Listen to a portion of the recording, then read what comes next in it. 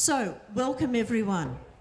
My name is Jenny Smithers and I'm a member of the Chisholm Climate Action Network, and I'm also the convener for Lighted Footprints, which is one of the other Climate Action Network groups in the area. Now, firstly, I'd like to start by acknowledging the traditional owners of the land where we are, the Wurundjeri, Wurrung and Bunurong people.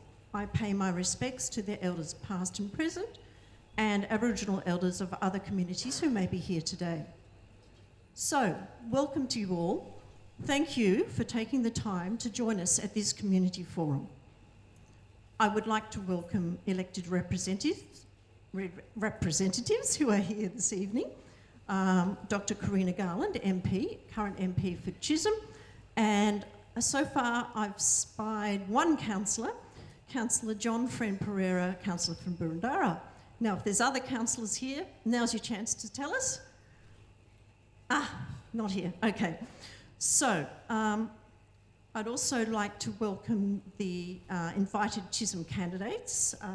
Very warm welcome to, now Katie Allen's not here yet, from Liberals, Kath Davies, Independent, Carina Garland for Labor, and Tim Randall for Greens. So can we welcome everyone? Thank you. We only need to look across the Pacific to know how important it is that we get out as a community and talk to each other and try and nut out the really wicked problems that are barrelling towards us. And there are no simple answers, okay? So I'd like also to welcome our two keynote speakers, Heidi Douglas, who's the CEO from Solar Citizens, and my favourite Peizhi Jiang from Environment Victoria. So thanks for coming. And Chris Leung, who always seems to travel around in his car with some dummy, and we've got a human in the car, Jenny. Anyway, so he's going to be our moderator. So why are we holding this Community Energy Forum? Well, let's shout out the answer. Why are we holding it? What? I'll give you a clue. Two words, begins with C. What's our problem? Yeah, okay. So that's why we're here. And we are really in a pickle, big pickle. As you know, what have the past 10 years been? Louder. Hottest years on record. What was 2024? It was. And look, climate extremes are happening more quickly than expected. And globally, carbon emissions continue to rise. What can we not do?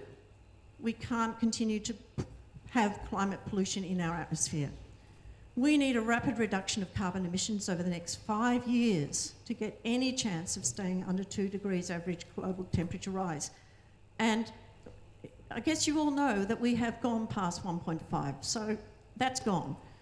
And, you know, just barely a fortnight ago, I was speaking to our oldest son up in Brisbane, and he was telling me about getting ready for tropical cyclone Alfred, which is barrelling towards Brisbane. Now, fortunately, it didn't hit Brisbane, but he was telling me about the fact he was putting water in his water drums and, you know, making ice and getting ready. You know, it's pretty sobering when you're talking to your kid about getting ready for a cyclone. And Brisbane is not in the tropics. It's a long way south of the Tropic of Capricorn, right? It shouldn't be going there.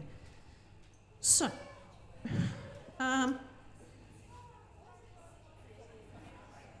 we need to increase the momentum of the shift of generating renewable energy and rapidly electrify our transport and industrial sectors.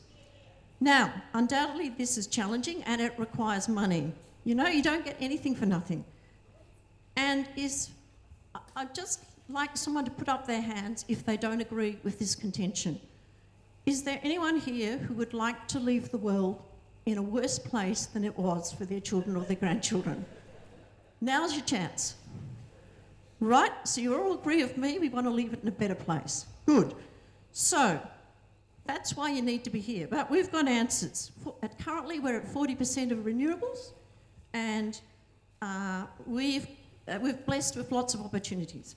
So the question we need to ask the candidates who are presenting themselves to us this evening is, and we've only got 5 years to sort out this shit, what will they do over the next term of Parliament? Because it really matters. So you're all fabulous citizens and you've come because you get it. So let's listen carefully to what they say so that we make a good choice. Thank you.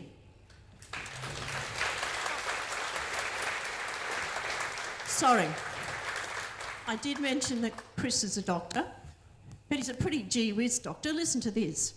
He's a specialist medical doctor, he's a researcher, and he's a medical educator. He works as a gastroenterologist and consultant in general medicine at the Austin Hospital.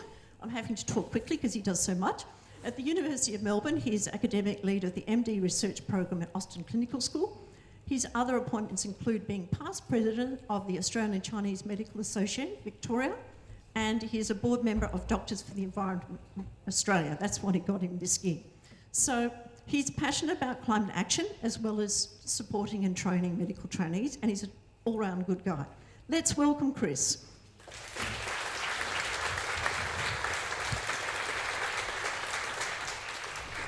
No, thanks very much, Jenny and team. I just want to say a few words. Absolutely, I'm a doctor by trade, but I really got into climate change in a really big way because just before COVID, in the Black Summer bushfires, I walked into theatre just like I did this afternoon, and a patient of mine was bleeding to death, and the inner sanctum of the hospital I work at was filled with smoke. And it was then that I realised that climate change is having a direct impact on health. And also, around that time when we had thunderstorm asthma, and seeing that we had 1,500 excess admissions for asthma in our hospital. And also, so this is health, and that's why you said a human body there. Climate change affects every single system on that human body and our bodies, and especially the systems of our children. So that's why I care, and that's why maybe hopefully you all care. And that's why it's so important tonight we ask the hard questions. We really have that open discussion about real climate action. So without further ado, I want to introduce Heidi Douglas. Yep, so Heidi, come on down. Heidi is CEO for Solar Citizens, independent community-based organisation working to protect and grow renewable energy and transport in Australia. Deputy Mayor of Bayside Council, New South Wales. And speaking about the policy Solar Citizens would like to see put forward by all candidates in the forthcoming federal election to ensure all Australians are enjoying the financial and health benefits of clean technology. We know cost of living is very important at the moment. Renewable energy, clean transport, and electrified houses. So over to you, Heidi. Thank you, Dr. Chris.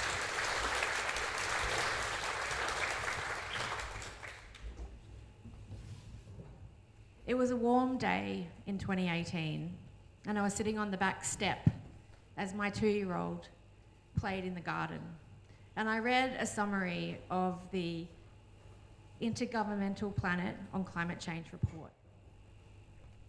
And that deep sense of grief and hopelessness about what my kids would face growing up in their lifetime in a climate emergency was life-changing for me.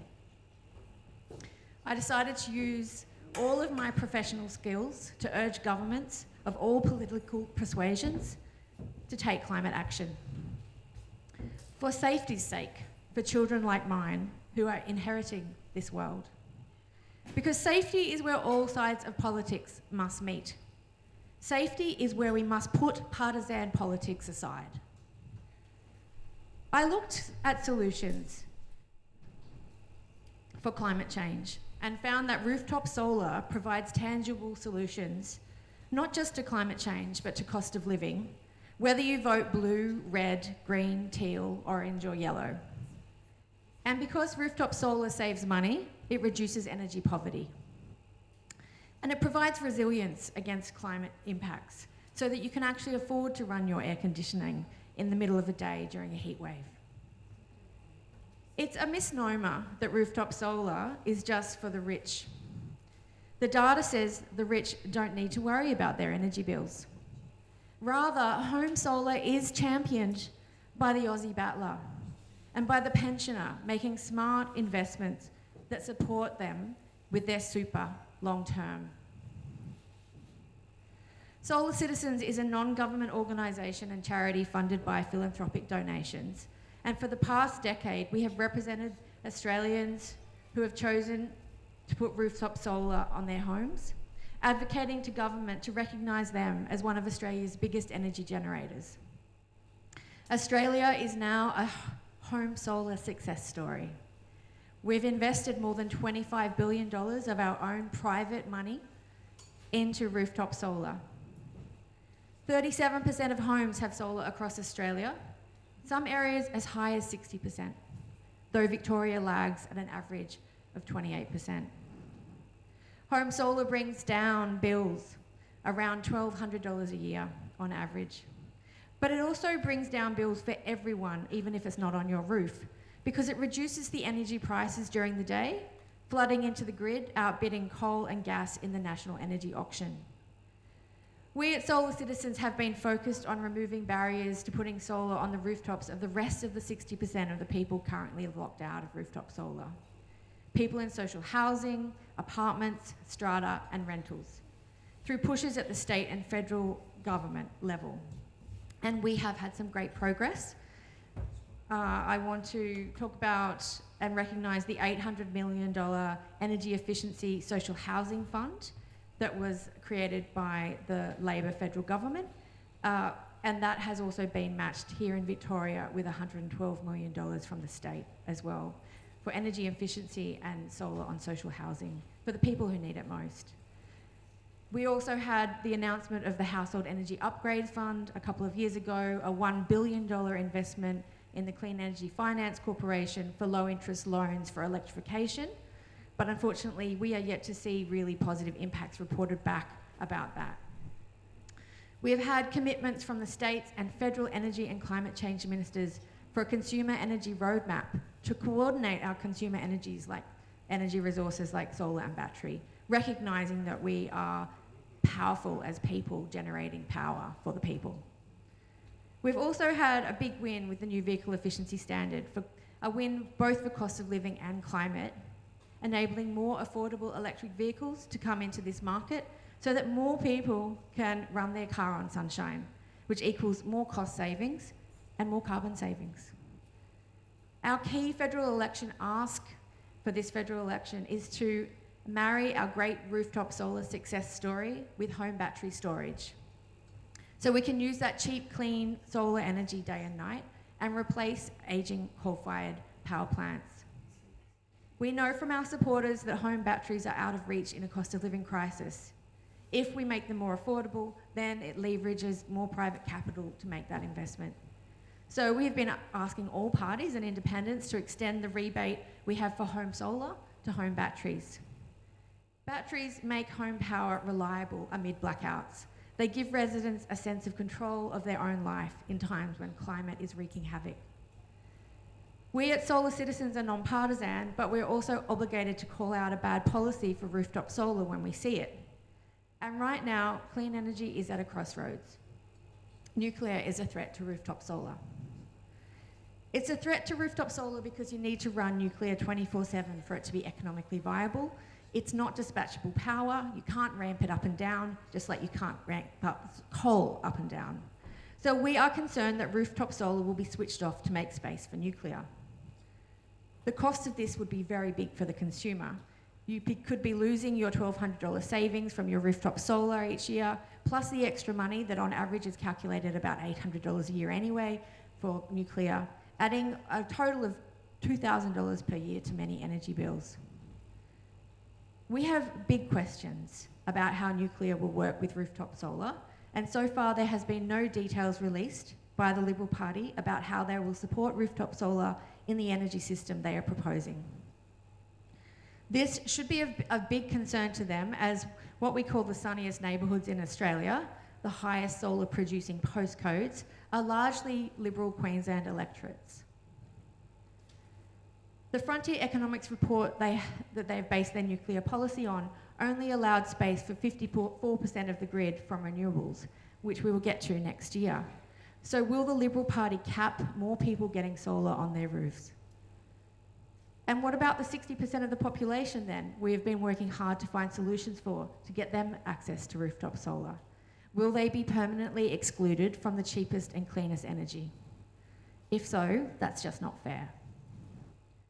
We are worried about a lack of detail about a nuclear policy that does not provide answers to these questions. We need to save our solar from nuclear because solar for all is at risk. Clean energy is at a crossroads, and how you vote is going to determine Australia's energy future.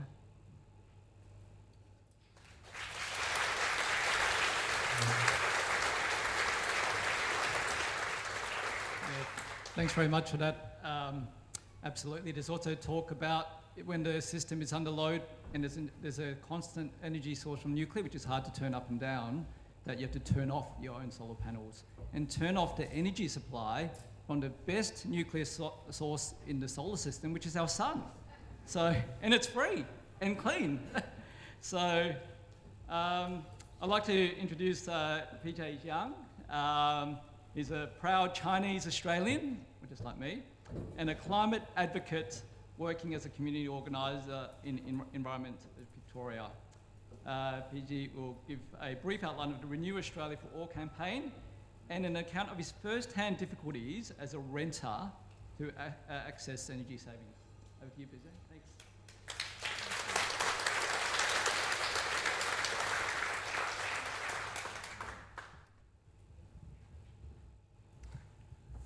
Well, good evening, everyone. I'm Peizhi. I'm a community organizer and a proud Chinese Australian. It's so great to see so many Chisholm local showing up tonight. It's community power, as we do care about our climate and energy issues. Many people here tonight might have seen me around in Chisholm community, but let me share my story. I live in Mitcham. I'm renting a pretty new townhouse. I always appreciate how lucky I am to be in such a leafy community with lots of public spaces and clean air. As a renter, like millions of Australians, I don't get a say in how my home is powered. I cannot put solar panel on my roof. I cannot install any energy efficient heat pump or change my gas cooking to induction. In the end, it's an investment property. It looks pretty modern, pretty fancy, but comes with black roof and very poor insulation. In a typical summer night, just like tonight, when the outdoor temperature is a very comfy 20 degrees, my bedroom upstairs could stay up to 28 degrees. I have to keep my aircon on, keep it running all day while struggling with my rising energy bill. And I understand I'm not alone in this community. Many people like me. They are young workers, apprentices, uni students, they are migrants. They want to be part of the transition to renewables. But unfortunately, the current system is not built for us. That's why I come here tonight and share my story, which might also happen to your friends, to your children, to people you care about. This energy inequality impacts all of us here in Chisholm. And tonight, I see Chisholm community shows up to demand a clean energy future, a future where every home is energy efficient and comfortable, no matter you rent or you own. A future where everyone enjoys cheap and abundant power from renewable sources, whether they live in apartments or houses. A future where we have resilient power grid and secure clean energy jobs.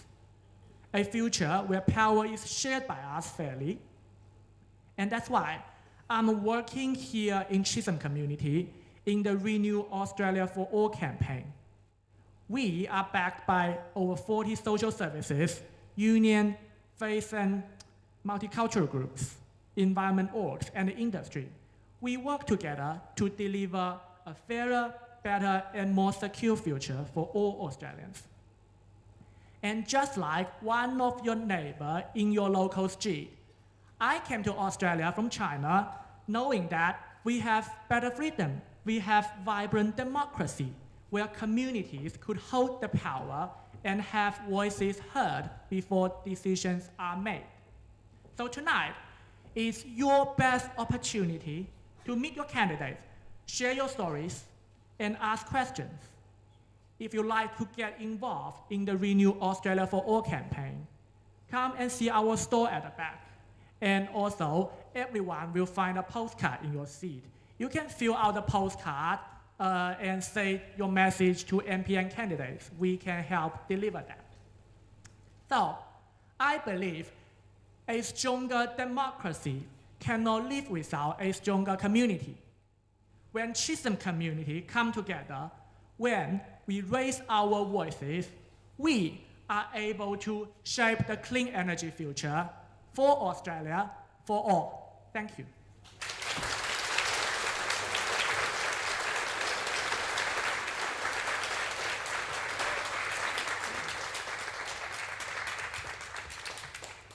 No, thanks very much. I love the passion. It's something that, together we can absolutely achieve.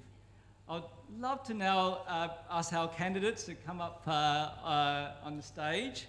So I'm not sure if Katie's arrived yet. Has Katie arrived? No? Okay. Kathy Davies, Carina, Tim, welcome. Yep, any chair is fine. Well, we've got, any chair's fine. They're all the same, so. So we do have a timekeeper, so we do like, for the first question, we'll allow you 5 minutes each. And please do provide some of the details which the first two speakers have requested as well. And then after the 3 questions each, we'll then have open discussion. So all of you, if you haven't scanned the QR code for Slido, please do, because then you can ask questions through that, and we'll pick out a few of those questions to ask. Can't promise we can get through all the questions because there's so much enthusiasm here, and there's lots of questions on Slido, but we'll try and get through at least the main topic areas. So first would be, I'll ask Kathy Davies. Yep, so Australia's at crossroads in deciding on the future energy system that will power our country. Currently, 40% of our electricity comes from renewable energy. Will we achieve 82% renewable energy by 2030, as is our current target? Or will we abandon this path for nuclear energy? What's your vision for our energy future in addressing the many challenges of climate change? And what will your party support over the next term of government and the next decade to achieve this? So there's a lot of questions there, so feel free to ask for any repetition if it's required. Over to you, Kathy. Thank you so much. It's great to see so many people here, and it's great to have the exam questions before the exam as well. So thank you for that. All prepared. So look, if I have anything to do with it, I would say yes, of course, we will achieve the renewable energy target, and no, we will not be moving away from that from a nuclear path. And I guess as a courtesy, I really want to introduce myself just to get a bit of background because I'm very new here, and I just want to explain where I'm coming from for 2 quick things. Firstly, as a person, I was born and bred in Morwell in Latrobe Valley under the polluting stacks of Hazelwood Power Station. And I've been growing up with embedded in energy generation. I understand the impacts of political uncertainty, point scoring and disinformation have on communities. And what I would ask is that we stop stuffing around and raising community stress. I think people deserve better. So that's point 1. Point 2, my background is in science engineering. I'm an independent consultant and I work across industries. I'm built on facts and evidence. And my reading of the facts clearly says yes to renewables and no to nuclear. The clean energy transition is definitely well underway and it must continue. Please just think about it, follow the money. Industry knows where the money is. Industry is investing in what needs to be done. No one is investing in renewables. And it is not right for the taxpayers to pay for no one's investing in nuclear. It is not right for taxpayers to invest in nuclear, particularly when we've got a clean, free, cheap energy source right there coming from that beautiful big thing in the sky. So back to the yes to renewables. Firstly, I want to clearly clarify that I'm not talking about renewables only. I'm talking about renewables firmed or backed by pumped hydro, batteries and a small amount of gas. So that's the dispatchable power that we need and we have. Now, we're already moving into an irreversible, decentralised power generation system, and I just say, just keep going. It's already happening. Why stop? Households and businesses and farmers and manufacturers can benefit from this. We already are benefiting from it. Renewable communities get more benefits with new revenue streams. You know, we've got another 40,000 jobs to come up. 40% of energy is already generated by renewables, we know that, and 70% of Australians want it. So I'm saying yes to renewables. And I really don't even want to talk about nuclear because it's really just a big distraction. So I do want to say no for nuclear though, because I just don't see it as a credible alternative in the Australian context. When you look at what's going on, it really is, it's too illegal, it's too unproven, it's too expensive, it's too late, it's too slow, and it's too risky. And my question to the universe, and maybe the empty seat here, is if it was such a good idea, why wasn't it done during that decade of denial and delay? There's been 8 reviews. I mean, if it's good enough now, it should have been good enough then. And, you know, 30 years ago maybe, but please. There's already been 8 reviews since 2005 into nuclear energy and nothing has happened. So it really does smell like another delay, denial, distracting, dividing thing to do. I think we've got to have climate action, not nuclear distraction. So it's yes to renewables, it's no to nuclear. So that's the first part of the question. Thank you, Mr. Examiner. Now, in terms of my vision for an energy future, look, I guess my first vision is I would like an energy future where energy decisions are based on evidence, credible evidence, and scientific advice, not political ideology. And I really would like an energy future where communities are not artificially divided and pitted against each other by political parties or the powerful backers in Advance Australia or News Corp. People deserve better. We absolutely deserve better. And I'm from the Valley and I know what deregulation and privatisation's done to the Valley because my family's there still. So specifically, my vision, I'd like to reform the economic and tax set points to actually encourage the right behaviour. For example, we have to get rid of fossil fuel subsidies. To me, it's a total no-brainer. So let's do it.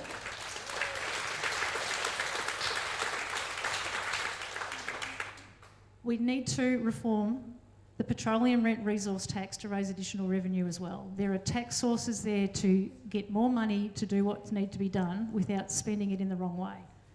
And of course, we need to encourage investment and not allow gas to be included in the capacity investment scheme. And we need to provide subsidies for household electrification. So that's my vision, part of the vision. It's not the full vision, it's the small vision. Now, what will my party do? Well, I have to remind everybody, I don't represent any political party. I am a community-backed independent, so I am accountable to the community. Now, this means I'm free to assess policies on their merits and I'm not restricted by party loyalty or agendas. I will support courses of action, of course, that's aligned with what I've said, and to get to the best for our local community, Chisholm, plus the nation as a whole.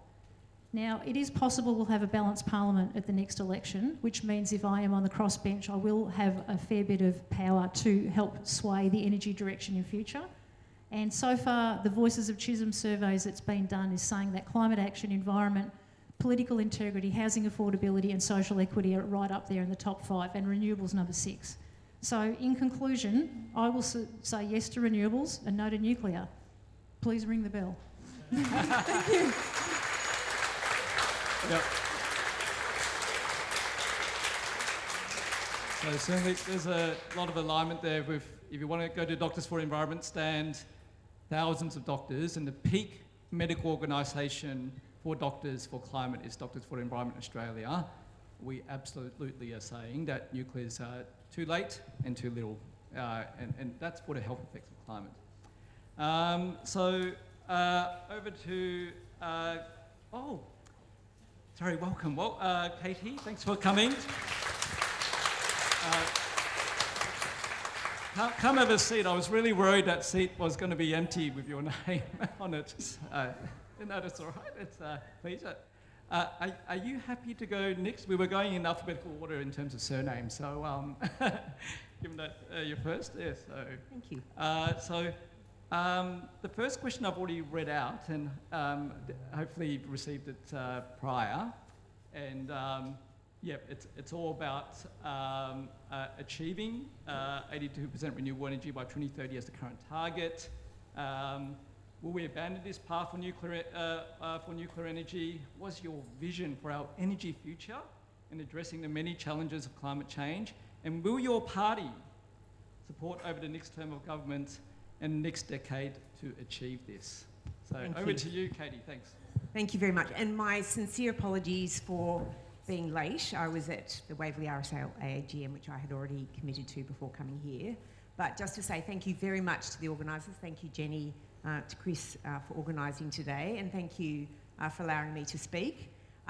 Obviously, I may not have as many friends in the room as I might like to have, but I think it's very important that I'm here just to say that I am an advocate for a clean energy transition, have been for my entire political career, and this is my fourth climate debate that I've been to. So thank you for inviting me. I know I probably don't have many nodding heads or agreeing people in the room, but thank you for your politeness in inviting me to attend, and that is really what our democratic process is about. Now, I know everyone in this room cares about a clean energy transition and cares about climate action, and it's important, obviously, not just for this community here in Chisholm and not just for this country, but for the world. And I am one of those people who also believes in that. And I am proud of having been a federal member of parliament. I think I've made quite a significant contribution to that debate by essentially changing the position of our party. Now, you might think that's a small thing, but I think that's quite a large thing. So we have made a commitment as a coalition party to a net zero 2050.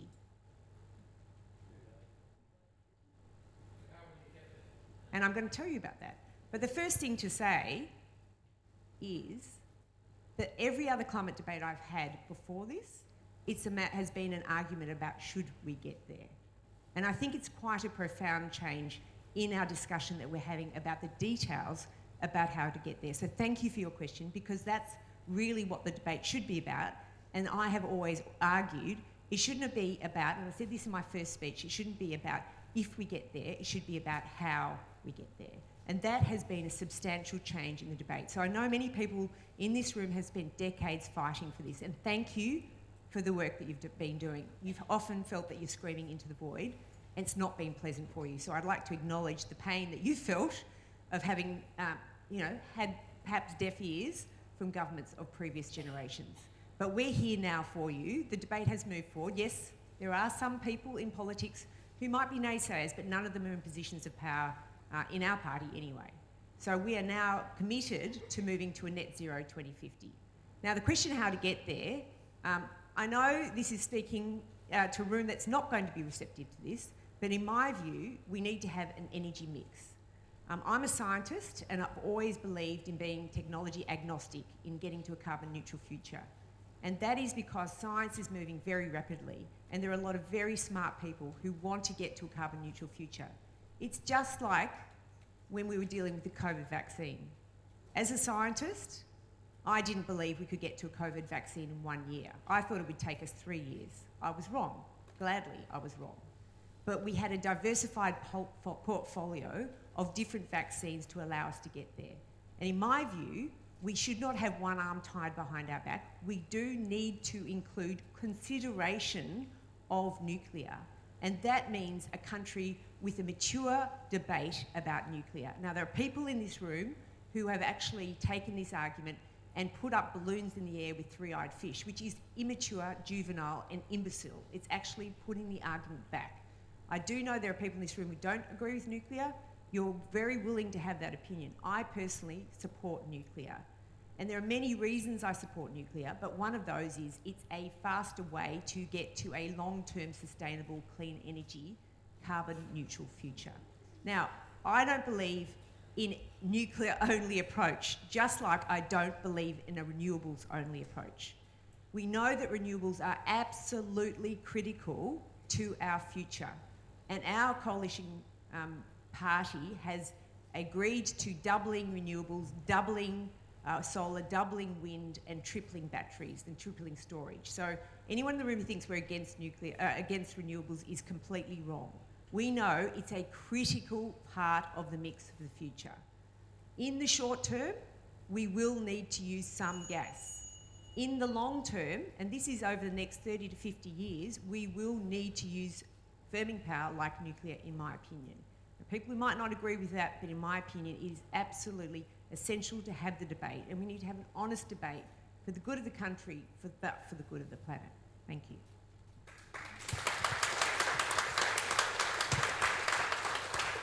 Okay, thanks.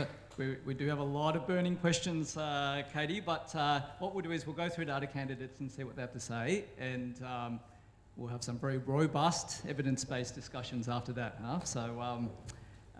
So next in order is Carina. Over to you. Great, thank you so much, and thanks for the invitation to be here and putting this event on. I think it's really important. In response to the question of will we meet our renewables targets, yes, we're on track to meet that 82% by 2030, and I make no apologies for being really ambitious about what we can achieve as a country by investing in renewables and by providing the kind of conditions that see people want to invest in renewables in our wonderful country. So there are some really, I think, encouraging signs that we should, I think, reflect on. So last year, the National Wholesale Energy Grid had about 50% of renewables in there. And on one day in November, in terms of the energy mix powering all of the things we use electricity for, we had 75% of that being fueled by renewables. I think that is so encouraging. And that is something that we should see as a sign that we are absolutely heading in the right direction. I don't pretend that the challenge in front of us is not great. I'm so disappointed that we have lost 10 years of progress here. I'm so disappointed at the dishonest information that was put out to the public in relation to the health or otherwise of our electricity system before we took government. But we are moving forward to fix that. We are investing in renewables. We are investing in community batteries. We are empowering people to be part of the solution that will see Australia meet our targets and build the kind of energy system that I think everyone in this room wants to see, that will keep us healthy, that will keep the planet healthy. In relation to nuclear, well, of course I don't think it's a viable option because the technology doesn't exist, because it's such a long time away, even if it did. And it's not going to save anyone any money once it does. We're talking about cost of living right now and energy. We know renewables are the cheapest and most reliable source of energy we've got right now. Why would we spend $600 billion in a decade to have more expensive energy? It doesn't make any sense to me. I don't think we can afford to undermine the progress we've been making in relation to renewables. It sends a very dangerous signal to investors. We know that the market has been getting out of fossil fuels. We can see that. We can see what the future is. It's renewables, and we cannot risk losing the progress that we've managed to make after a decade of denial and neglect and division, frankly. We need to accept climate change exists. We need to have those emissions targets legislated for, and I'm very proud that our government did that as one of the very first orders of business once we were elected to the parliament. We cannot risk going down the nuclear road, and we also cannot risk the signals that the coalition is sending to investors in relation to the future that we have in Australia for renewables. I'm ambitious for the future. I'm confident we're on the right track, and I look forward to keep marching on so that we can continue the work we're doing to build a more sustainable energy system for a sustainable planet. Thanks. Thank you very much.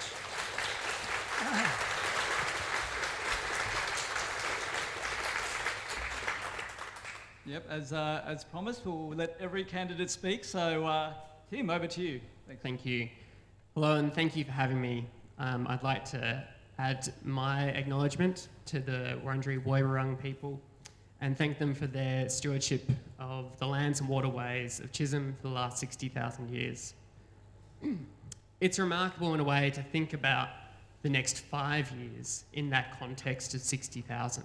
But the next 5 years are going to be critically important for the future of our country and indeed the future of our planet.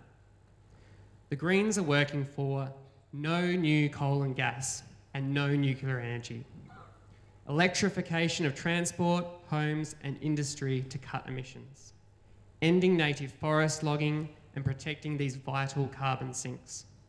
Redirecting fossil fuel subsidies to support communities and climate solutions, and a job-for-job guarantee to ensure a fair transition for workers.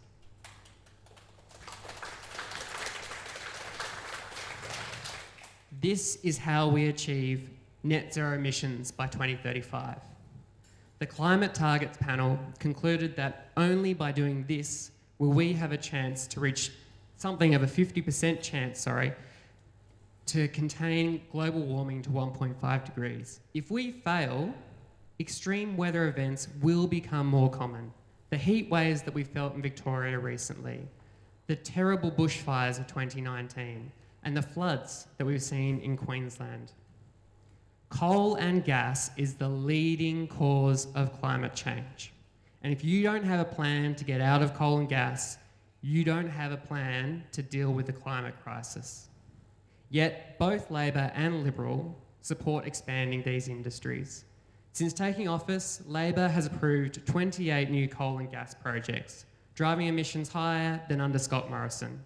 We must stop making the problem worse if we have any hope to deal with fixing it. Through climate action, we have the opportunity to also address our energy and economic security. The whole world is shifting away from carbon. Soon, no one's going to want our coal and gas. And as the world's second largest exporter of fossil fuel pollution, Australia is highly exposed here. Economist Ross Garnaut argues that we have the opportunity to capitalise on our rich renewable resources and scientific expertise, turning climate action into economic advantage. We need to export renewable energy, invest in green steel, aluminium and hydrogen. We've got a choice here. Do we stay in the past or do we become leaders in the future? What you won't find in any Greens policy is a role for nuclear power. Many of you would have seen the modelling showing the possibility of fallout that spreads across Chisholm and all the way to Ballarat from Loy Yang if there was a disaster to occur there.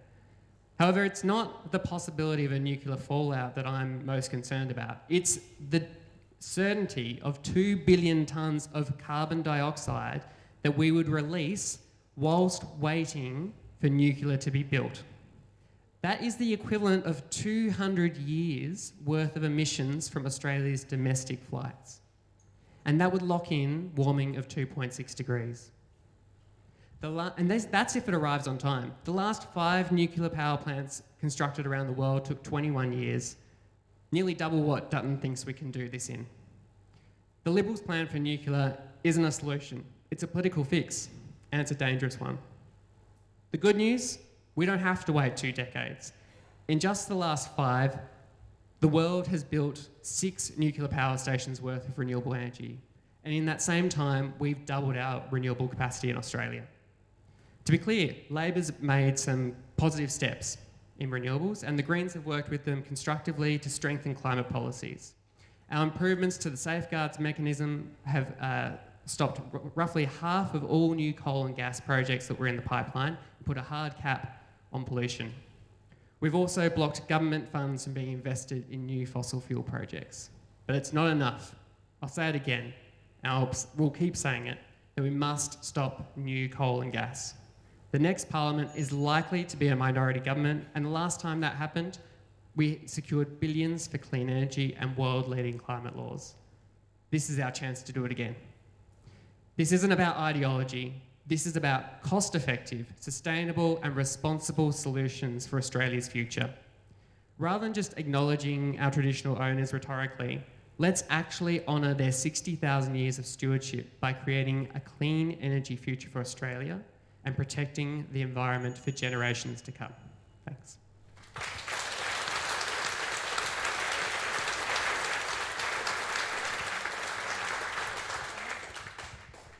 Yep, thank you very much. Again, I did declare I'm from Doctors for the Environment Australia, the peak organisation for doctors and climate action. And we do have fossil fuels is a health hazard, so no new coal or gas, no new coal and gas in Australia. And again, we're apolitical, we just want to do what is right.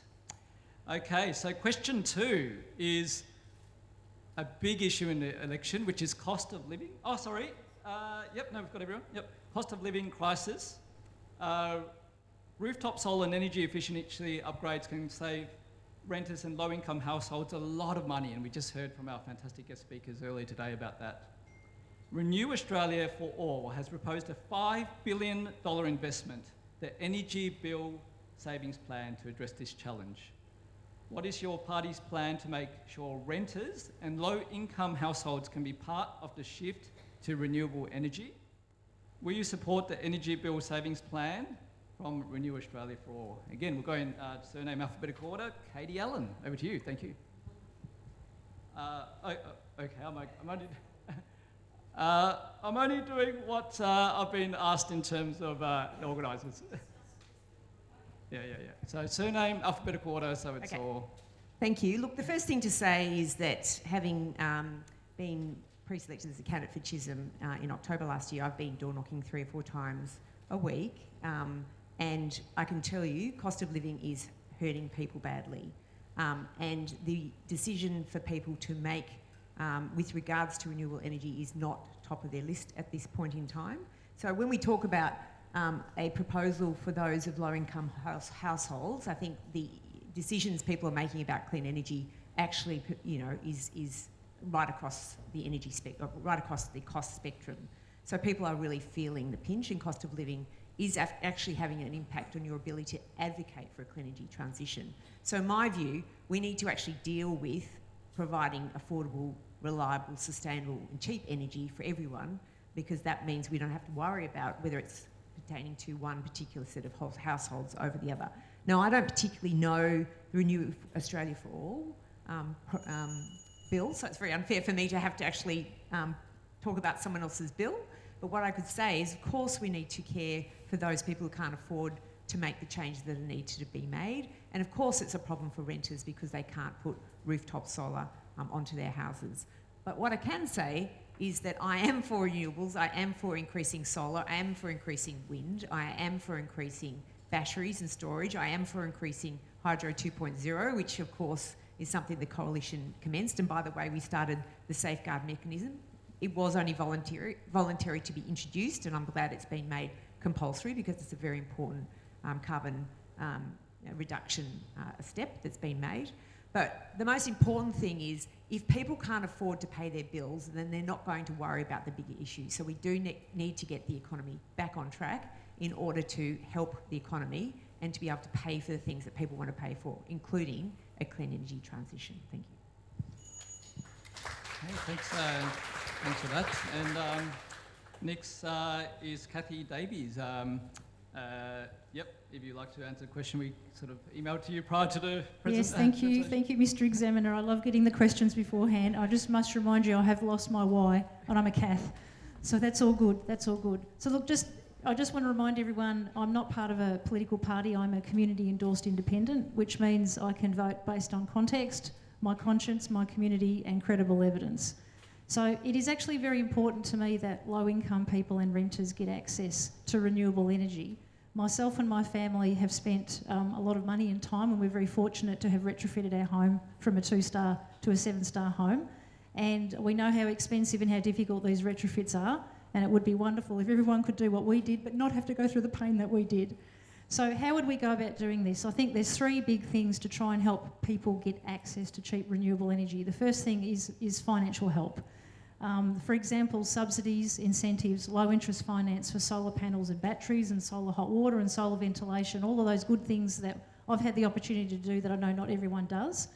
And of course this would need to be for landlords because renters don't have the control over it, of course, and those developers that are building social and public housing.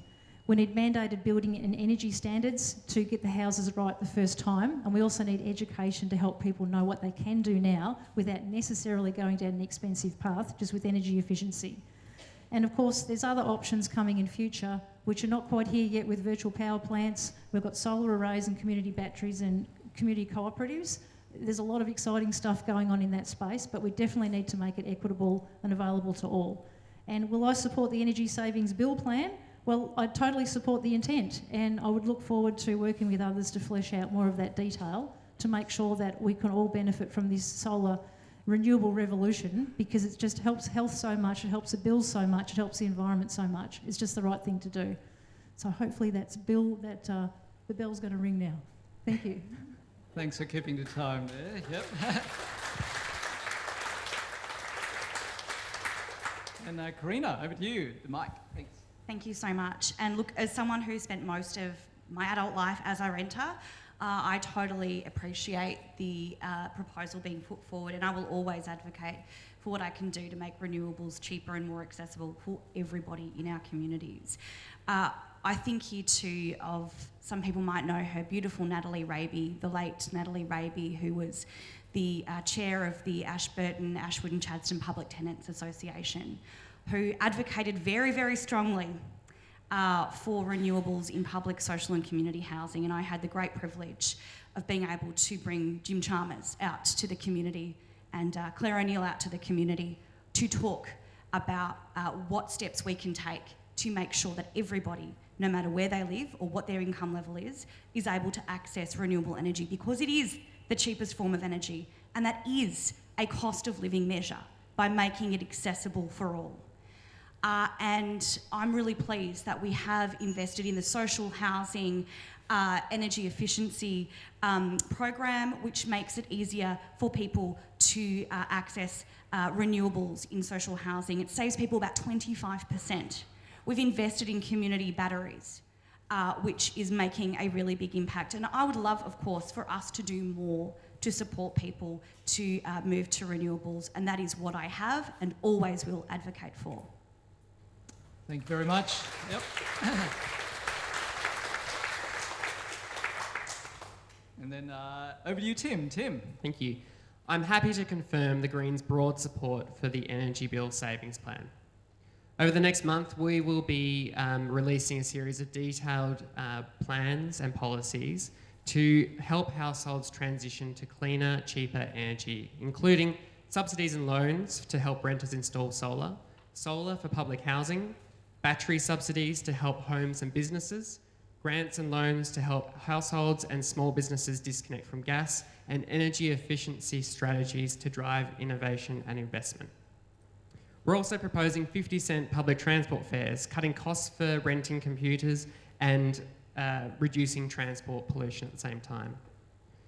I see that there are two big issues facing Australia at this election: insufficient action on climate change and inequity.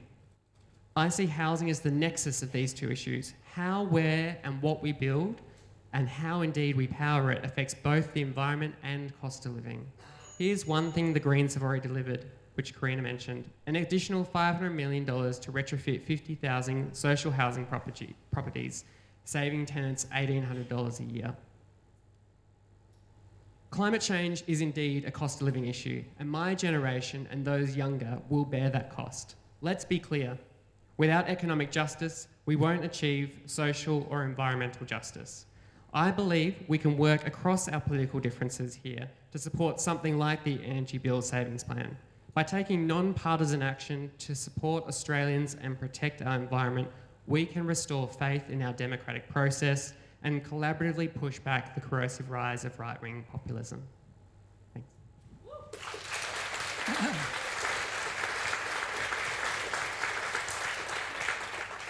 I'm just checking the Slido, and it's the questions have exploded, almost like a nuclear bomb, explosive pun. But we will get to questions. I know you guys are really itching. We will ask the hard questions like we said at the start. There is one more question to all candidates. The impacts of a heating planet are manifesting themselves at the regional, national and local level. Regionally, our Pacific Island neighbours are affected by rising sea levels. Nationally, Australia has seen extreme bushfires and floods since 2020. So, South Australia is in a really bad drought at the moment. As well, locally, many in our community have been affected by bushfire smoke, extreme heat and storms. What climate impacts concern you the most? What are the priority actions that you would take to address them if elected? So over to you, Katie, thanks. The microphone. Over to Katie Allen. Moving on. I'm happy to Okay, answer. move along. Sorry, I'm following rules. I'm happy to go. Okay, yeah. We had to do a little bit of juggling. Sorry, Katie. Okay, so We've juggled, we're here. We'll so- reverse in the order. Yep. Look, this is a really good, big question. I think that climate change affects absolutely every part of our community. It affects the economy, it affects the health system, of course, and, just to share something personal, one of the reasons I became really active in wanting to take action on climate is because someone very close to me died during the Black Saturday bushfires from heat-related illness. And we see this happening more and more. And so we can see the impacts in the health system, in the education system, people being able to access education. We can see, of course, in our regional neighbours being really badly impacted. And I've met with some young Pacific Island leaders through MICA, and they were telling me devastating stories about their cultural and ancestral burial grounds going underwater. And this is a huge loss to those communities, and it can't be recovered. We have a role as a leader in this region to do more, to work with our Pacific partners to stop those sorts of things from happening or continuing to happen, because they're already here. These are not future problems, they are problems that exist in the here and the now. So our government is working on a resilience plan, on a community action plan. We know that this is about national security, it is about health, it is about the well-being of all of our communities. This is a big question, so I'm not sure 2 minutes is going to cut it, but I'll leave it there, and I'm very happy to have conversations with people afterwards about what the risks are and what more we can do. Thank you so much. No, thank you very much, Kathy. Yep. So over to Tim, thank you. What concerns me is that a child born 10 years ago has lived through the 10 hottest years in history. And I'm concerned, my fear is that this will be the reality for every child to come. If we fail to stop global warming from exceeding 1.5 degrees, we risk triggering devastating climate tipping points. Droughts fueling bushfires, which release more carbon dioxide. Coral reefs collapsing, weakening the ocean's ability to absorb carbon. Once these feedback loops take hold, we won't be able to stop them. Yet, both Labor and Liberal parties continue to make the problem worse, backed by corporations that profit from coal, oil and gas. Their donations buy inaction while the climate crisis deepens. Here's what the Greens will do. On day one, if we hold the balance of power, we will stop new coal and gas projects. And just as we did in Victoria, we'll end native forest logging with a fully costed transition plan to support workers and restore forests. The sooner we act, the lower the cost of mitigating climate change. Already, our Pacific neighbours are facing rising seas. We must restore international aid that prioritises a right to their home. Australians affected by climate disasters deserve support too. The Greens will push for affordable insurance, double the disaster recovery payments, and make polluters pay for this. You can count on the Greens to fight for real climate action, cutting emissions, helping workers transition, and protecting communities. Every vote for the Greens sends a clear message. Act now. Because our way of life, our livelihoods, and the lives of our children depend on it.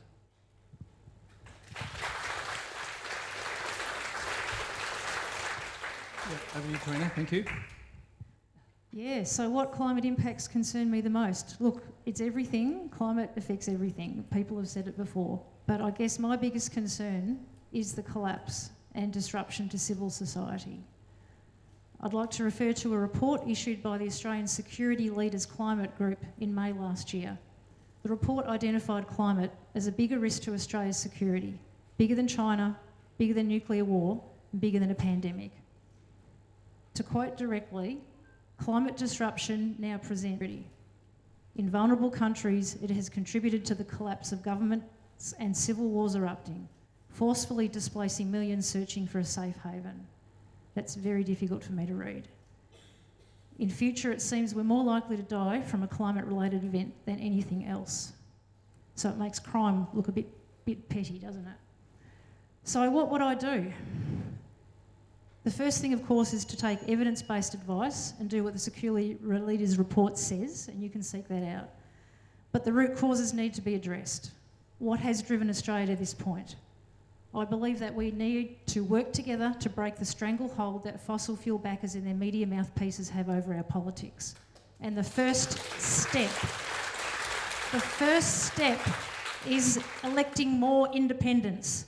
More independents who have the freedom to vote the way the community needs them to vote, based on conscience and credible evidence.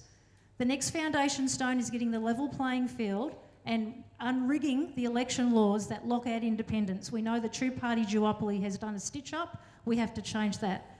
Everything else is possible if we get trust back into the system. Everything is built on trust. So let's have a chat. What would the community of Chisholm do? We'll talk about it later. Okay, thanks, Rena. Yep, and over to you, Katie. Thanks. Thank you.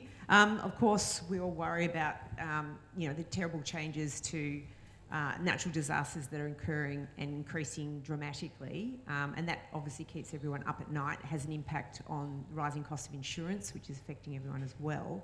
But the other thing I worry particularly about is ocean acidification, because that's changing our weather patterns, and I think that's the great unknown about how rapidly it's changing, and it's definitely making a big impact on our weather. And the third thing I worry as a health professional is about the changes to climate affecting things like the incidence and prevalence of malaria.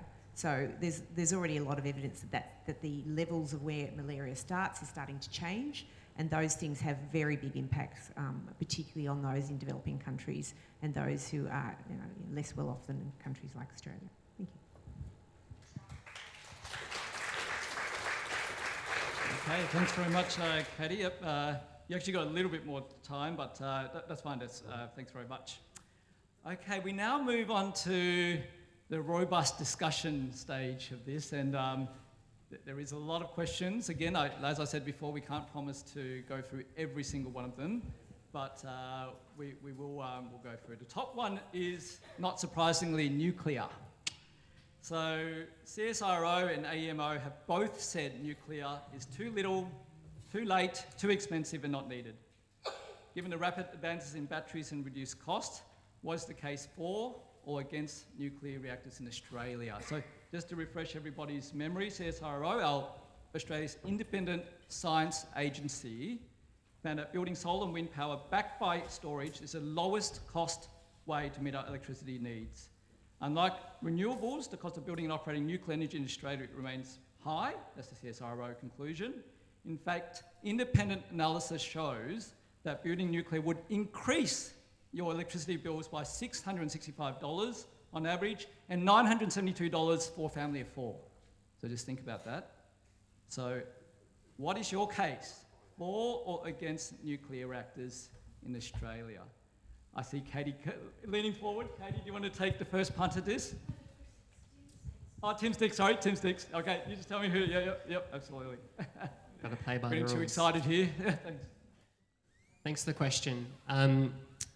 Well, I think I've really outlined our case against it already, but I would add that in the modelling done by Frontier Economics, there were, I would suggest, two mistakes made, and I imagine many of you have probably already heard these outlined before, but they allowed for the nth nuclear reactor in terms of allowing for the time for construction. Now, that we do not have an experienced industry in Australia building nuclear reactors. It's going to take us much longer than what the Liberal Party suggests it's going to take.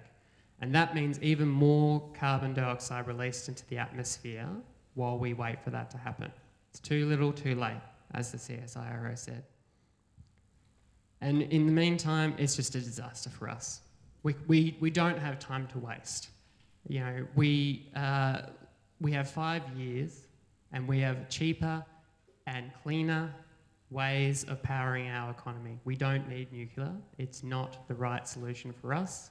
It certainly isn't the right solution for us now. Yep, okay, we'll move it along. Others to reply, thank you. Oh, is it me? Oh. No. Yeah. Musical chairs, everyone, so... Sorry. Yes. So, I mean, I can test your argument that it's more expensive because, I don't know, there'll be disagreements here, but they've not been comparing apples with apples. So if you look at the Gen Cost report, it is looking at, comparison is like looking at a car without looking at its use in the system. Now, I've got an electric vehicle, and the cost of the electric vehicle is different based on the cost of fuel, because of course if I've got solar top panels, which I do have, and a battery, which I do have, the cost of running that car, and the fact that it actually has regenerative braking means it doesn't have the same requirements for mechanics and for servicing, and the fact that we don't have much cost with regards to road usage, which by the way will probably have to change because of fuel excise. All of those costs aren't taken into account when you're looking at a car on the road. Now the Gen Cost report, the CSIRO report, looked at nuclear alone. It looked at nuclear but not in the context of a proper system-wide approach to energy. The flip is the same for the AEMO. If you look at the ISP report, it was looking at Labor's costed policies. It wasn't looking at the alternatives, which is what was in the Frontier report. So in fact, if you look at the Frontier report, the two reports, it costs them very differently. Now I know people in this room will not agree, but we believe a whole of system cost approach using nuclear is cheaper. Now I know you're not going to agree with me, but we have what we believe is assumptions that have an outcome of a significantly cheaper whole of system approach to energy. Now the Biden administration did the same thing in California, and they looked at what I think is a very good system in California, although they have had brownouts and blackouts more recently. They have 60% renewables into the system. And the Biden administration said that if they increase their nuclear, which they are planning to do, they want to increase it threefold, they will have 37% decrease in their energy bills. If you have a decreased whole of energy system cost, you'll also have a decrease in cost to consumers. Now, there are now 31 countries at the COP26 2 years ago who signed up to an increase of nuclear threefold. Those countries include the US, the UK, Canada, Japan, and France. So there are many countries in this world who are racing to get to a carbon neutral future. We need to be on board this. And when I hear people say, we would like to put a price on the planet or we're too slow, let's just bloody well get on with it.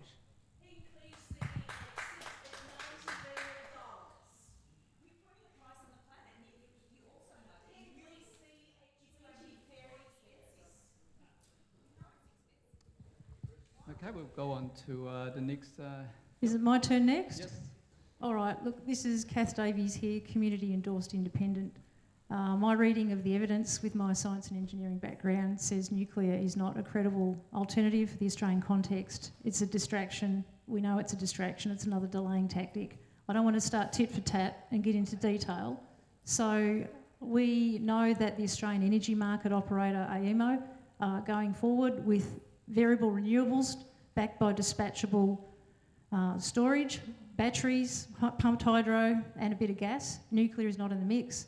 If anybody wants a bit more specifics, just go back to the Lot of Footprints recording of Simon Holmes à Court, which looks at it as just too little, too risky, too little, too late, too slow, too long, and it's just not going to help. And we need to get on with it now. So let's get on with it now. Industry needs certainty and security.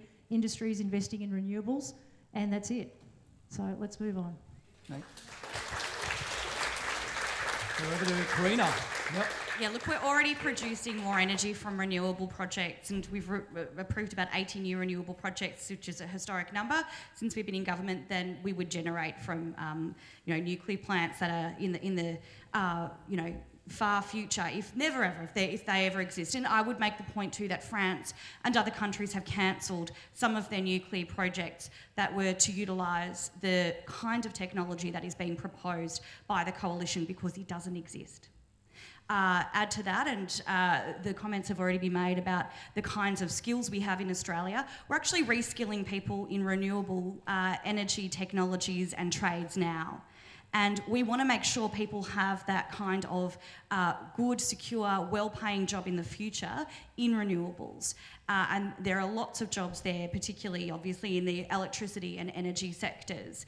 To invest now in a kind of technology that we don't have a skill base for, that Australia many years ago made a decision not to adopt, and we went down a different pathway in terms of our energy mix, makes no sense. And look, I'm not a scientist, but I've visited the scientists at the CSIRO a number of times, and I trust them. I trust those scientists. They're just down the road here in Clayton in the electorate, many of them who've done this excellent work and work in renewables.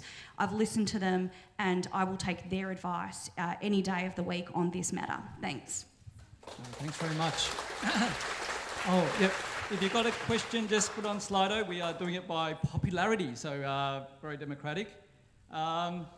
So the second most popular question that's up is, it's actually, these questions have been directed to Katie, so thanks for answering this. It says, news.com reported today that the new Liberals Against Nuclear group has been launched.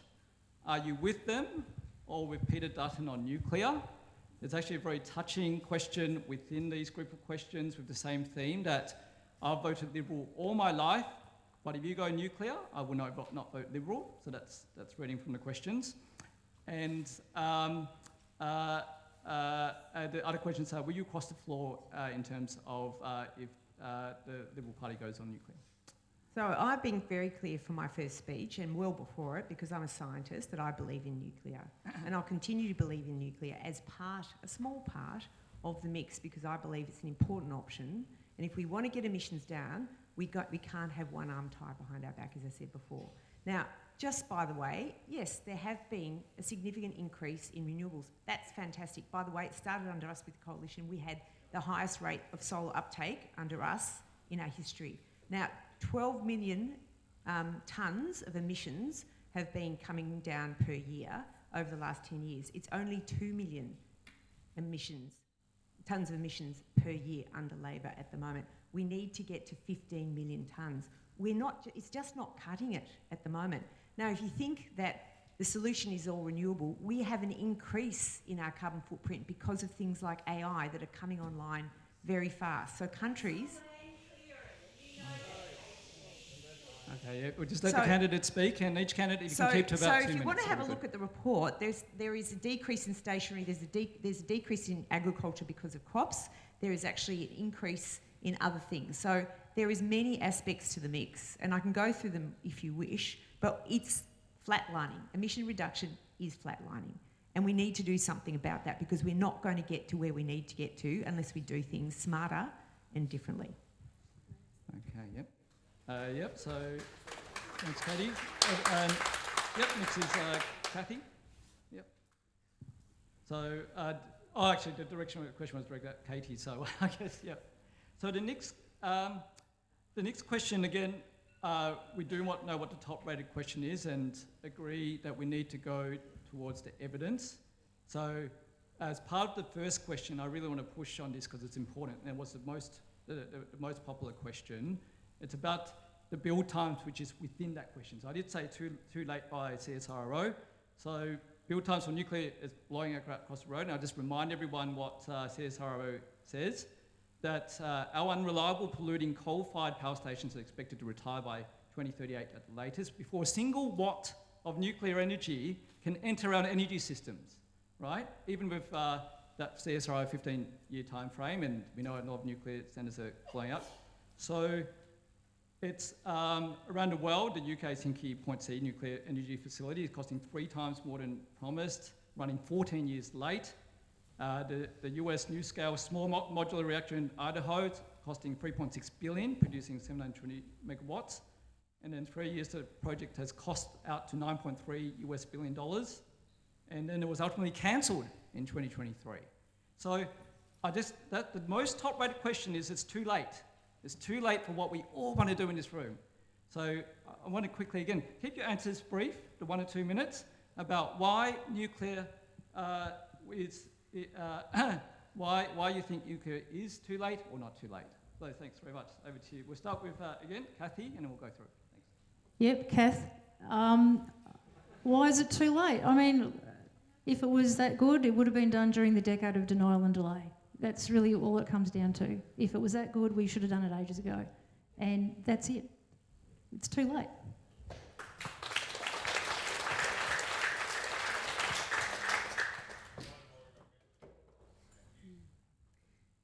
Yep.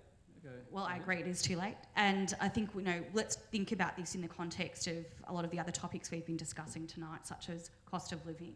If we want to make a real impact in people's lives now and save them money on their electricity bills, we can't ask people to wait.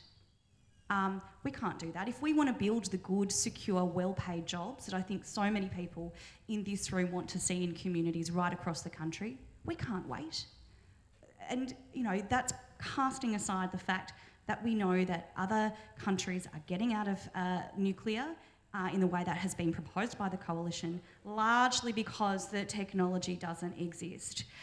So those projects that you mentioned there, I think, are pretty well-known examples of projects where countries have walked away from them because it's either too expensive or not realistic on the timeframes that people need to generate electricity in a way that actually supports communities both with cheaper energy, the energy they need when they need it, and building good, secure jobs for our community, which I think is what we all deserve. Yep, okay. Over to you, Tim. Thank you. Thanks. I'll maybe quote someone unexpected. Matt Canavan said, nuclear is not going to cut it. It's a political fix.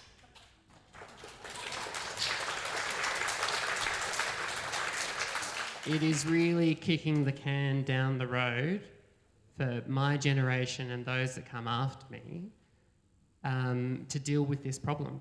And we need to deal with this problem right now. We needed to deal with this problem years ago. But if we didn't do it then, we need to deal with it now. And the cleanest, cheapest version of doing that is with renewable energy. So I repeat, emissions are flatlining, you're failing. So I don't know, you have a smug look on your face, Carina, but they're absolutely flatlining despite renewables going up. So, we need a solution for the future. It will take a long time. It will cost a lot of money. That is absolutely true. We need to continue renewables as well. So it's not working, is it? It's not working. We need more opportunity to get there. And we're in denial if we think that what's working is working. It's not working, is it? I mean, emissions are not going down. Okay, yeah, if you've got questions, let's... no, not just yet, not just yet. Yep. No. Not quite in this forum. I know you're just as passionate as I am and everybody else, but we will absolutely... we'll continue the questions. And if you post in Slido, we'll see if we can get to it. The third most popular sort of question is for all candidates, how much does your party receive in donations from fossil fuel companies and lobbyists? Does this influence your ability to comment on future energy scenarios? And just so that you're absolutely clear, Australian government's provided $14.5 billion in subsidies to fossil fuel producers and users. Okay, we'll go down the line. So who did we get up to last? I've got the chocolate ice cream first. Do you want me to go first? Kathy, yep. Look, I'm a community endorsed independent. I was endorsed Thursday night. The amount of donations I've had is probably $500 from myself. So the amount of fossil fuel donation behind the community-backed independent movement is zero, to my understanding at this moment. And that's it. And look, this conversation is so terrible in the sense that it comes down to trust. It absolutely comes down to trust now. We now have politicised science. We have politicised data. We now are prepared to say, no, this cyro-gen cost is bullshit because of this or that or whatever. I mean, it's not right. It is absolutely not right. And one of the things that tears me apart is that if we don't have a common basis of moving forward together, we have nothing. Civilisation is based on trust. Society is based on trust. And so I have deep concerns about the political system with a lack of trust, integrity, accountability. I have issues with politicising the science institutions engineers. If we don't fix some of those things, these conversations will go round in circles forever and we'll get nowhere and we'll end up hating each other. We're all humans. We have to fix this problem together, and this is just being so derailed. It is just terrible. I just hope we can all go back and look back and think, come on, this is a period of time we have to never relive again. This is our moment. This is a Team Human moment. This is a Team Chisholm moment. So just, we've got to get back to basics somehow. So that's all I want to say. And did I answer the question? Probably not, Mr. Examiner, I apologise. But I don't have anybody donating, but please, if you can, I think there's a QR code on the orange card there. We do need donations. We will be launching a campaign soon. At the moment, we're transitioning between a Voices for Chisholm into a campaign team to try and provide an alternative, credible voice. So away from this party system where people are stuck within the machine, we're trying to get away from that somehow and try and actually get Chisholm's voice in Canberra, not Canberra's voice in Chisholm. So I'll let go now. Thank you. Okay. Yep. Over to Carina. Yep. Yeah, look, thanks. I certainly don't take any donations from fossil fuel companies, and I made a lot of really clear decisions so far in my political career about what I say no to, and I say no to a lot. You know, it says that I certainly don't take any donations from those people either. Yeah, I do actually. I've been offered, like a lot of politicians get offered, all kinds of tickets to events and things like that. I don't take them. You can say no in this business. And that is something that I have had as a kind of a moral grounding for myself, that I need to be comfortable with the decisions that I make on behalf of my community. And so I've been really, really clear that that has been my position. In terms of our democracy, of course, everyone has the right to have their voice be heard. We need to make sure that everyone does have equal access to decision makers and is able to sit at the table and have their voice be heard. And that's something that has been really important to me. So in the time that I've been a member for Chisholm, even though I've been a member of the government, I've surveyed the community and I've made submissions to government inquiries that I'm sure sometimes ministers have not loved me doing on behalf of the community, because I'm a local representative first. And I want to make sure that I'm able to advocate genuinely for change, whether that be about the environment, whether that be higher education, and part of that is about the independence of research and science, which is something I spoke about in my first speech. Now, I wish, genuinely, that we were at a point in this country and in democracy where we're not fighting about the need to take action on climate, and we were actually all really equally proud of the ambitions that our government has set. And that we should be proud of the fact that we are working together as communities right across this country to meet our renewables targets and to meet our emissions targets. That is a good thing, I would have thought, for this country. In the same way, I've been disappointed that we haven't seen support for cost of living measures put through the parliament, and for a range of other measures, such as gender equality reporting. I'm not here just because I'm a member of a political party. I put my hand up to run last time because I was really disappointed at the lack of integrity in politics.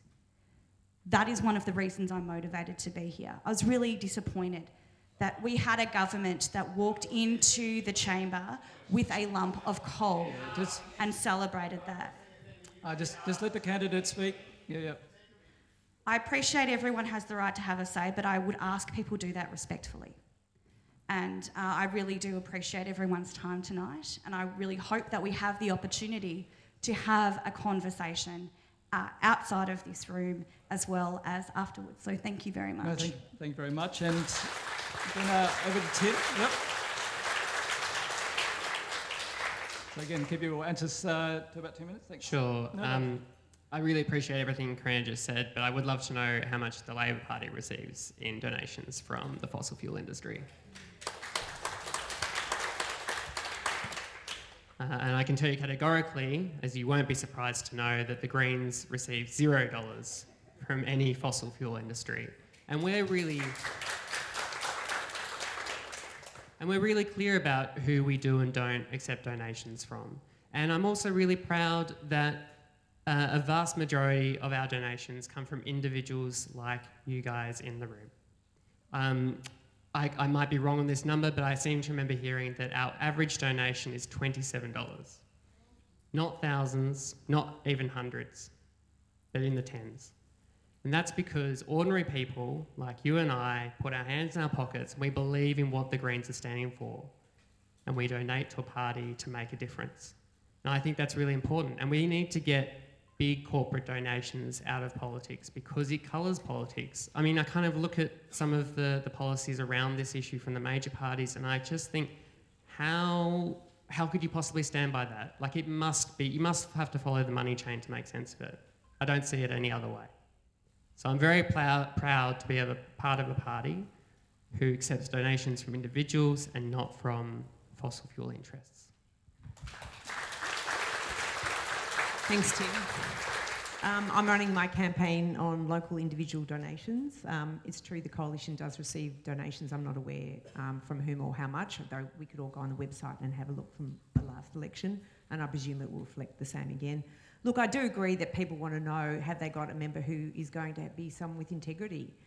And by coming along here tonight, knowing that I'm not going to get a good reception from this crowd, but I'm prepared to tell you what I believe. It's from an honest heart. I care about the future for our children and our grandchildren, those who come after us. It's coming from the right place, and I know you don't necessarily agree with me on any of this, perhaps some of it, but at the end of the day, it is about respectful debate, and I really do appreciate your willingness to listen to the variation on responses and questions. I think, Carina, you really did put it very well. I thought your response to the integrity question was excellent, and we should all aspire to having integrity in politics. I think politicians do get a very bad name, and often people say, everyone hates lawyers, sorry if the lawyer's in the crowd, except their own lawyer.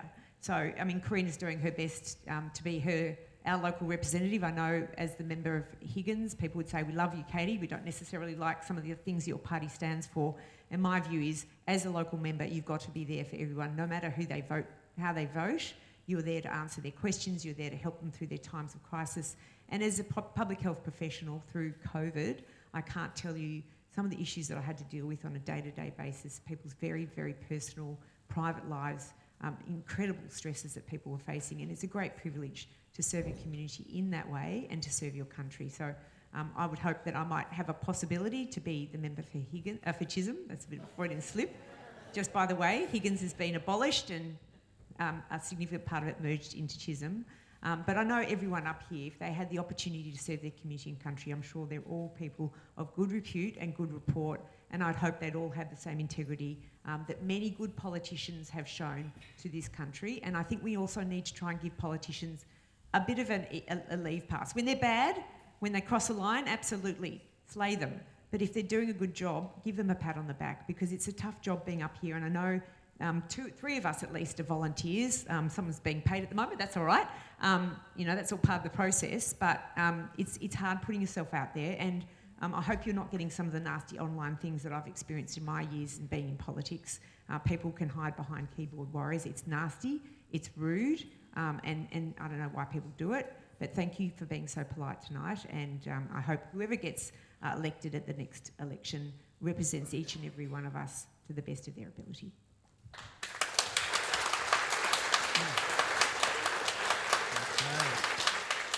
Thanks for that, all candidates. And the final most popular question, and again, I know we've gone a little bit over time, but obviously feel free to leave if you need to, but I can see that everyone finds this as the most important climate emergency, as was said before in the initial talks. And I want to frame this question with a bit of context. So nuclear reactors need a lot of water for cooling. Typical 1,600 megawatt nuclear facility uses 2,000 litres of water, fresh water in many cases, per second. Equivalent to the annual use of 4 households in a country which is the driest inhabited continent in the world. Just think about that. Nuclear reactors will require an extra Sydney harvest worth of water every year. In the US, 61% of the nuclear energy facilities are expected to face water stress by 2030, potentially forcing them to reduce their generation or even shut down. So in that context, This is the fourth most popular question for all candidates. What policies does your party have to encourage the take-up of solar and batteries in houses, apartments and businesses? What support should we expect to see from the federal government? So I'll do it in order. So who was next? Where's the microphone now? Oh, yes. Yep, so... yep, it is too. So, Kathy. Carina. Look, as I said, we earlier... sorry. We have made batteries available to people, and we've invested in people in social housing being able to access renewables. But of course, I want to see more done. I want to see more community batteries right across Chisholm, right across Australia. I want everyone, whether they're a renter, whether they're a homeowner, whether they're in social housing, public housing, community housing, to be able to realise the benefits of solar, not just because it's good for the planet, but because it brings prices down for people too. And I think, we're building industries here too, where there are a lot of good, well-paying jobs. And so I do think that by having a really holistic plan that involves industry, that involves housing organisations, state and territory governments, and local councils too, who actually have a really important role to play here as some of the proponents of some of the community battery projects, by the way. I really want to see more of that happen so people can electrify more easily and reap the benefits of renewable energy, both bringing down their energy bills, helping to support their neighbours access cheaper energy too through batteries, and also just help us meet that renewable target, which will mean our planet is in a much better place. Yep, thank you very much. Yep, Carina. Tim. As I outlined, the Greens have a policy to reach 100% renewables by 2030. That's only 5 years away, and we plan to invest heavily in this space to make sure that we have a public energy provider that's sourcing renewable energy and helps regulate the cost of energy bills to you. And as I outlined, we have a series of policies that we'll be announcing in the next month, so watch this space. But one of them is certainly about solar savings for renters. We want to get solar on the rooftops of renters. We want to help subsidise batteries to bring down that cost. We want to help households get off gas. And we want to have a 100% renewable energy future. And we think that's really important. And as I said, the reason for this is because we need to get to net zero emissions. That is what we're aiming for here. We need to get to net zero emissions, and we need to electrify every part of our economy and do this with renewable energy. Thanks very much. And then just Katie, and then Kathy. Sorry, and order. So we'd like to double solar rooftops and solar farms. We'd also like to double wind, and we'd also like to triple battery storage. Now, it is worth mentioning that a lot of the technology that we're talking about is long-term and difficult. So at the moment, the average ability to stand up a new wind farm is quite long. Some people are saying it's as long as 15 to 18 years. And so we need to get onto all of these projects sooner rather than later. I noticed that there's not been discussion around hydrogen, and Tim did mention that, if we want to be able to ship our sunshine overseas, we're going to have to use hydrogen. Now, it has hit a bit of a roadblock, unfortunately. We haven't been able to get to the green hydrogen that we'd like to. We're still at blue hydrogen, unfortunately. I'd like to see more investment in hydrogen and looking at those technologies. Pink hydrogen is another option, which is, of course, uranium or nuclear-based hydrogen. But we do need to keep the pressure up on all of the technologies. And when we were in government, we had a low emissions technology strategy because in my view, it's not just about targets, it's actually about talking about the plan to get there and not just wishful thinking. We actually need to do things like have a future fuel strategy, which we need to unleash the opportunity for more electric vehicles to become available. We need to make sure that we are pushing forward on hydrogen hubs. We need to make sure that we are increasing large-scale solar farms so that people can have, or we can have more solar into the grid. But of course, we also need to enable local households to be able to put solar on their house with batteries.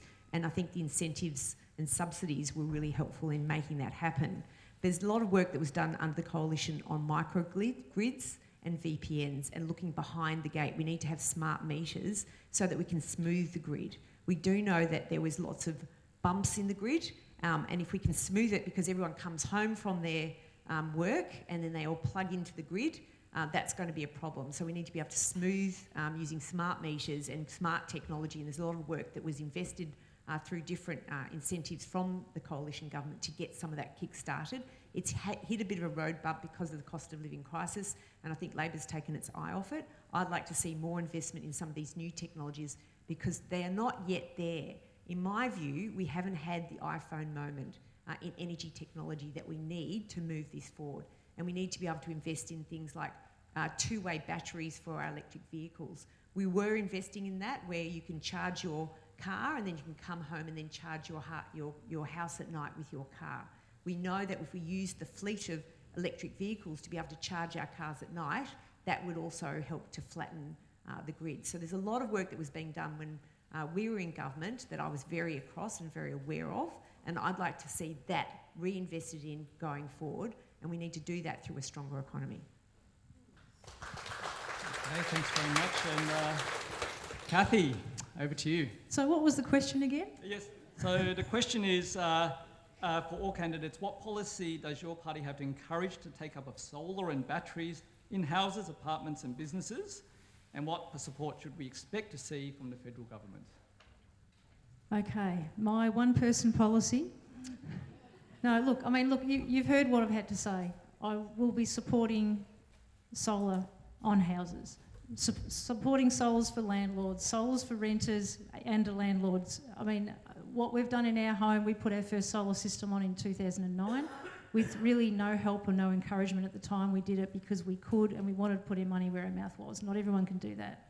We've upgraded that in 2024 to a 5 kilowatt system. Yesterday we put a battery in. So we've done these things in our home because we can and we want everyone to be able to do it. So I would definitely be supporting policies and subsidies and financial incentives to try and get that happening everywhere. I can't give you the detail, of course, but I'll definitely be voting with that intent in mind. So that's it in a nutshell.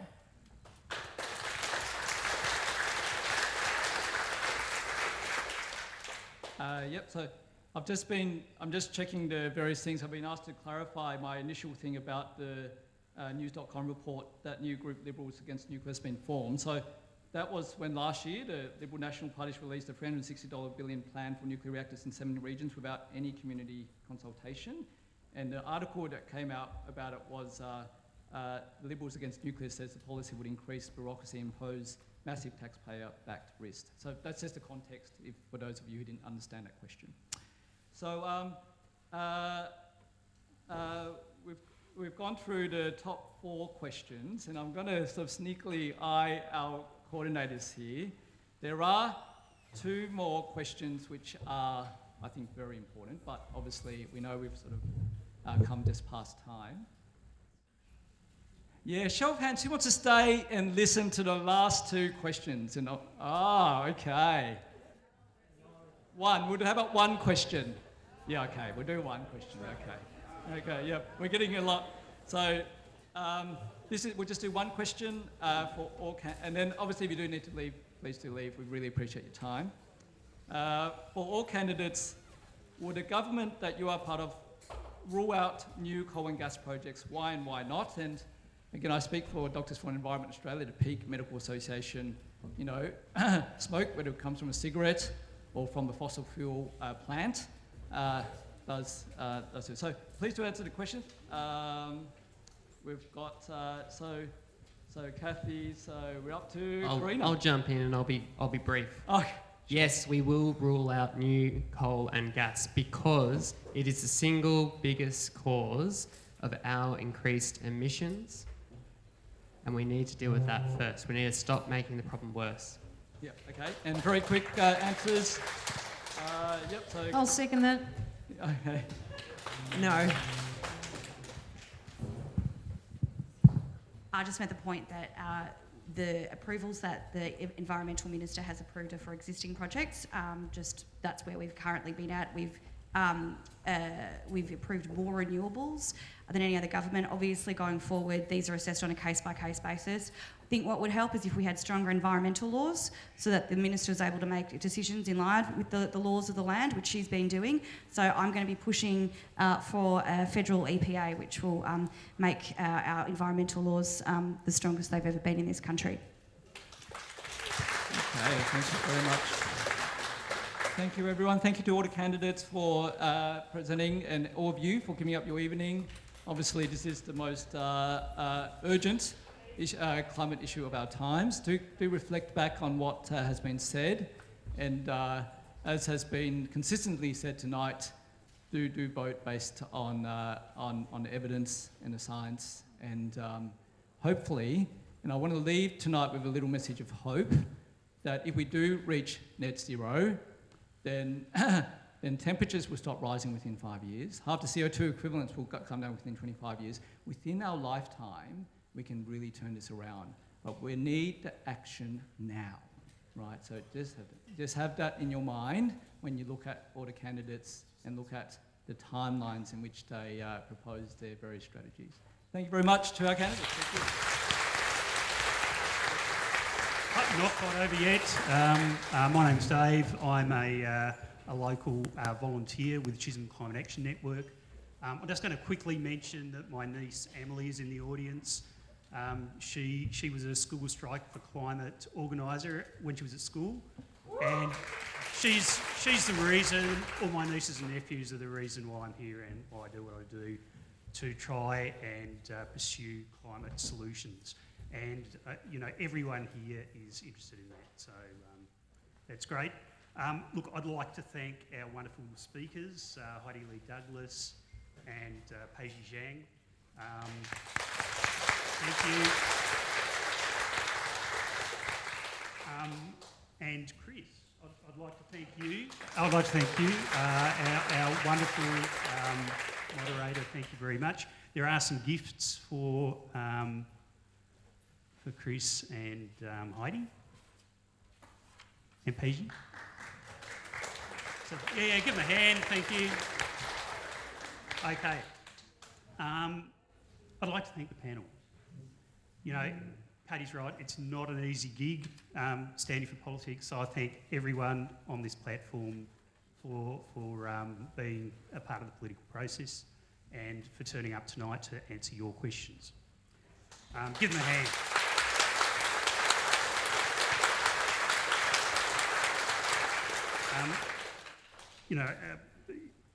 It's clear Australians have an important decision to make in this election, and the impact of the outcome will be far-reaching, and it's important that we have the facts and we're well informed. I think that's something we can all agree on.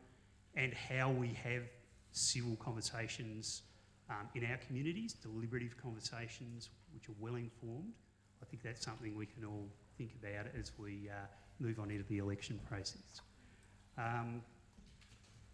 Thanks to all the wonderful volunteers and the groups that were here tonight with their tables, Environment Victoria, Friends of the Earth, ACF, New Australia for All. Please take time on the way out to check out their tables and see what they have to offer. There are a couple of things coming up.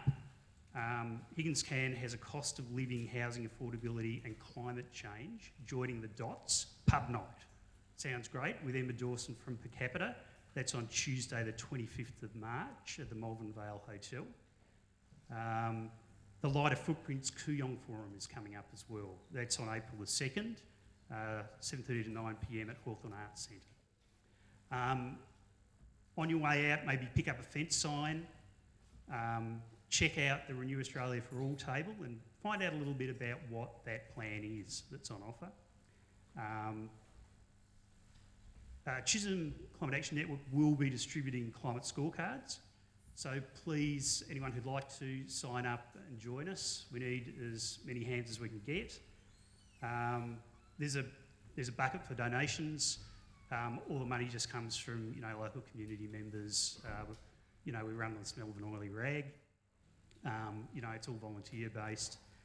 And just before we wind up, we'd like to get a photo of the panel with the crowd in the background. the classic photo, and Julian will give us a bit of guidance here.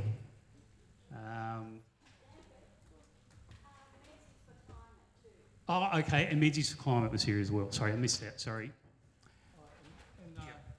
There's, in terms of resources, if we're talking about resources, Doctors for the Environment, there is a position statement about nuclear from the lead medical organisation for climate action in Australia. So these are from doctors, and our research arm has done really extensive search of the literature, including systematic reviews onto our advice about nuclear, and you can probably guess what it is.